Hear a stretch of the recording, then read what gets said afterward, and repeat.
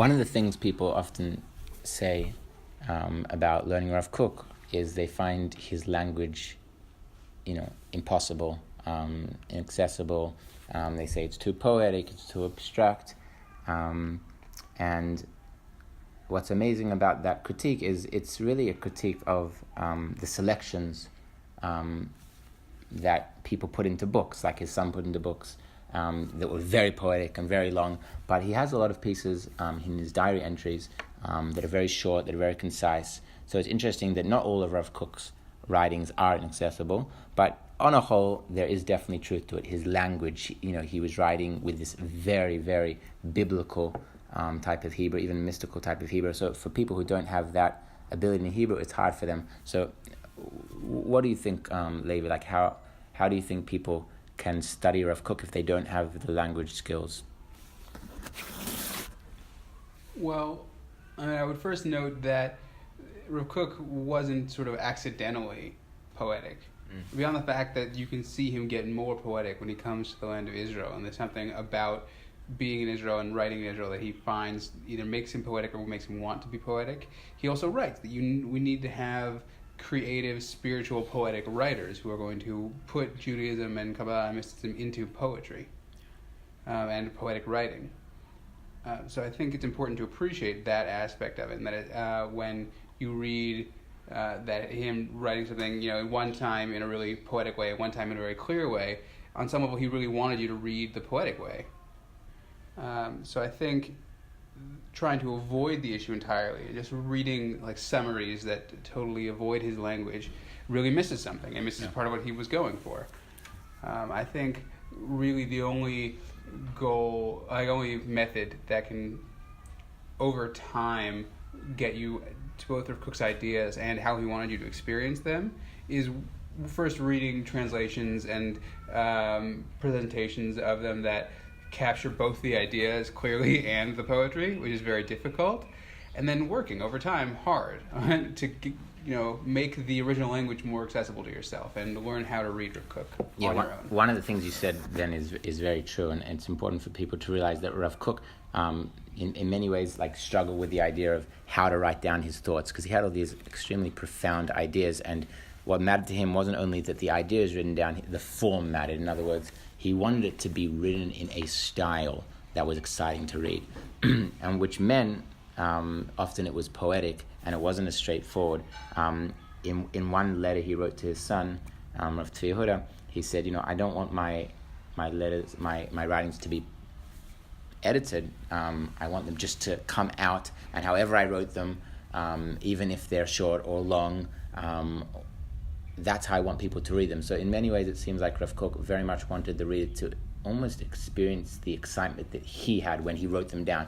And I've been sending you a lot of the original diary entries from the Shmona Kvatzim that we have today, and it's amazing that they're just so, you feel like they're very spontaneous, that it's almost like he must have been reading a book parallel to that idea and then he wrote it down, or he had a conversation with an atheist moments before he wrote down a piece about how to look at the good within atheism. So that type of style of writing is very exciting on the one hand, and on the other hand it's extremely hard for a reader who doesn't have the background. Translations are helpful, but I agree with you, they're just the beginning. A person who really wants to fall in love with Rav Kook, I think getting it to be exciting to yourself and accessible is the beginning. So, reading translations, reading summaries, listening to shiurim. But eventually, if you really want to fall in love with Rav Kook and really understand him, you got to slowly go through his words. And Orat Torah, I think, is a really good place. I think that's one of the books that is clearest, and they're very short paragraphs. Midot HaRaya is another really good one, which he focuses on character traits there.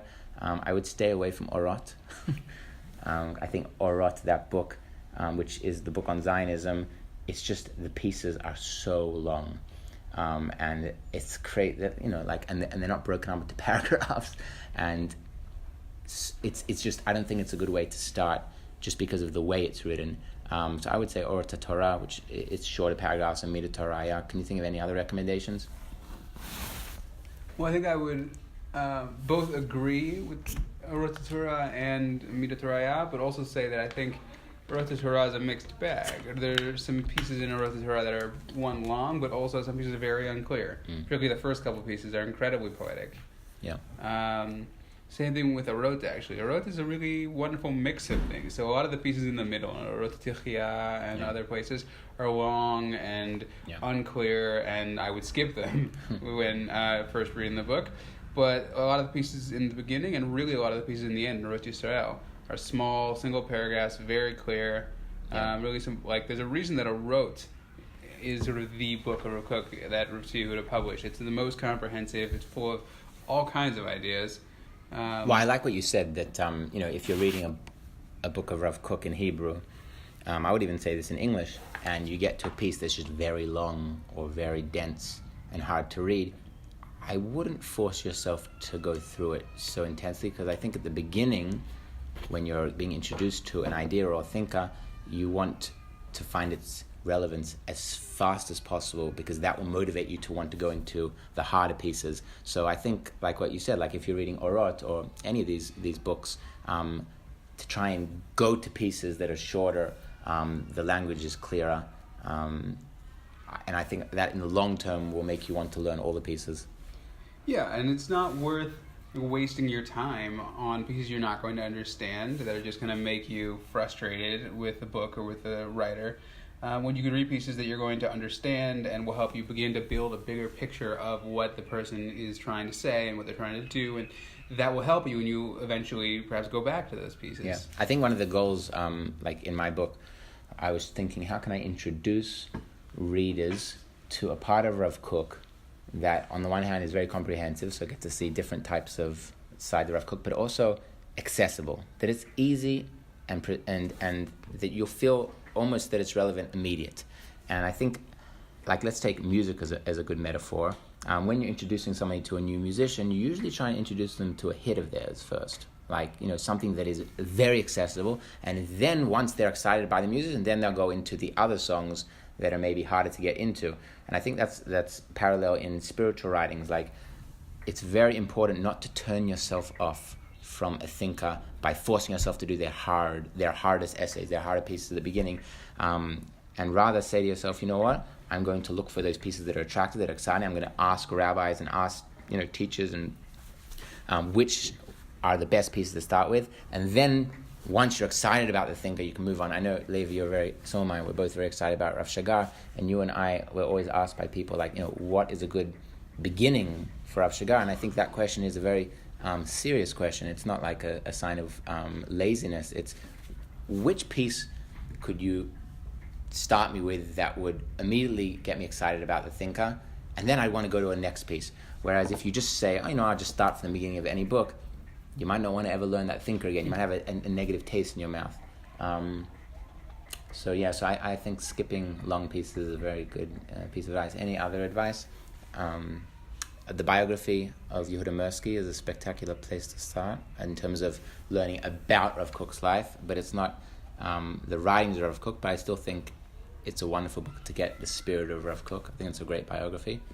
I haven't read the whole thing. From what I've seen, it's certainly a great biography, and I think also having an appreciation of Rav Kook's biographical, background, like what was happening in his life, and overall how he approached writing and what he was doing when writing, trying to do, I think is very valuable for sort of understanding the flow and goals. What's the name of the biography?